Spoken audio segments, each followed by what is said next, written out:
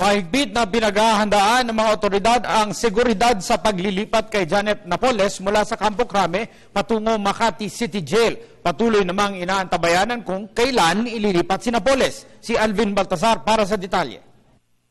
Alas 12:30, dumating ang dalawang sheriff ng Makati RTC Branch 150 sa CIDG NCR bitbit ang commitment order ng korte para kay Janet Lim Napoles, ang umunoy mastermind ng 10 billion pork barrel anomaly. Dinumog ng media ang dalawang sheriff na pilit kinuna ng pahayag pero hindi nagpaunlak ang mga ito para sa interview.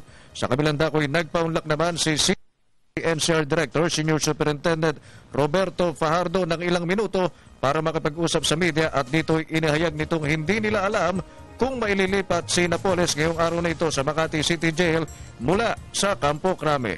Hindi naman basta-basta ito na pwedeng dalhin. Sabi ko, there are a lot of consideration to be taken and dapat, kumbaga sa sigurado tayo para madala siya kung saan order ng court. Wala pa rin katiyakan kung anong oras dadalhin si Napoles? Wala pa kasi una, step by step tayo. Let's do it one step at a time.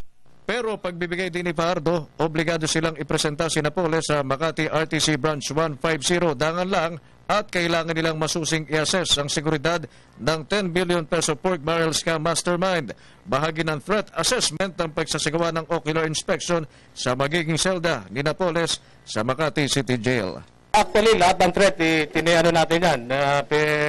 Pinag-aaralan natin para, kasi buhay yung pinag-usapan dito. Ayaw namin ng may ocular security survey and inspection. Titingnan nila yung sitwasyon doon. Na-turn over ng lahat ng PNP sa korte ang mga kinakailangan dokumentong sa gagawing pagkakadetene ni Napoles gaya ng mugshot, fingerprint nito, booking habang sumailalim na rin ito sa kaukulang medical check-up kagabi. Para sa Telebisyon ng Bayan, Alvin Baltasar.